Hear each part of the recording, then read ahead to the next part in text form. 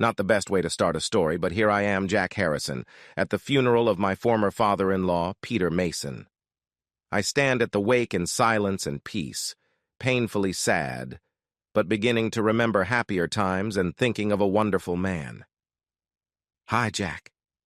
I sighed, the probably inevitable conversation with my ex-wife Elizabeth, something I had been avoiding since our divorce 5 years ago. Lizzie, I replied, surprised that she didn't flinch when she heard her shortened name. She looked good. I wasn't going to tell her that. She knew anyway. Thank you for today. It was an honor. He was a good friend, and we saw each other often after you went to town. The silence continued, and finally, I picked at a scab that probably should have been left alone. How's life in the city? Do you still have everything you wanted? It was Lizzie's turn to sigh. Yes, I have the life I was chasing, the money, the downtown apartment, the beachside cottage. Great! I'm happy for you. I doubt it, Jack. I do miss our fun nights and parties with our friends. It's a shame it all stops with age. Oh, they haven't stopped. The old gang still have parties and barbecues. There are just a lot more kids running around these days. So you keep in touch with them even though they were more my friends than yours? Yeah, they were great after... The lads would drag me to the pub, and the wives would sympathize with me and cook for me. It meant a lot. They're really great friends. Lizzie hesitated. Oh, I kind of lost touch with them and Dad because of the move. The answer was sharper than I had intended. Yeah, you broke things off, and your dad missed you. Another silence before she continued. I'm not sure I've ever apologized for the way things ended or explained myself. You don't have to. It's in the past. You had an affair, and then you ran off with your very rich lover almost without looking back.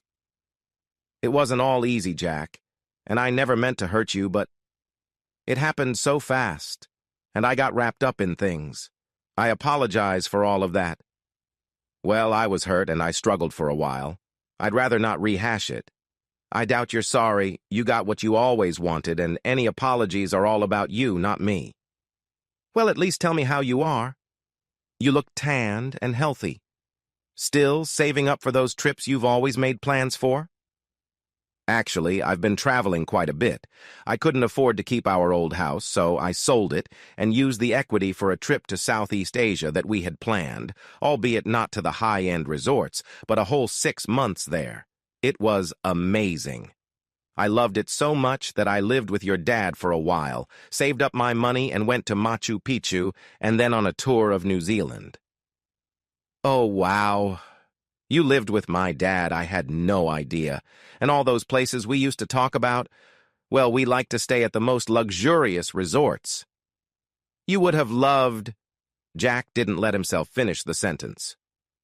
What about the factory? You work it all the time. How did you find the time? Once I realized I didn't have to chase money, pay for a house, and buy things for you, I focused and started doing contract work. Then I made a little extra money from travel blogging and photography. We are going to spend some of the money your dad left me on a North American tour next year. He helped plan it. We are? Yes, me, Abby, and the kids. Isn't Abigail my maid of honor at our wedding? She got married years ago. Yeah, it seems her husband had the same fidelity issues you did. So I became stepfather to 2 girls, and we named our boy after your father. My family is the best thing that ever happened to me. Wow, Charles never had the right time for us to have kids. Yeah, well, he's always been a self-centered jerk, but you didn't see that for the money. I have to go get the kids. Bye, Lizzie. She stared after him, never sharing the news that she and Charles had separated a year ago.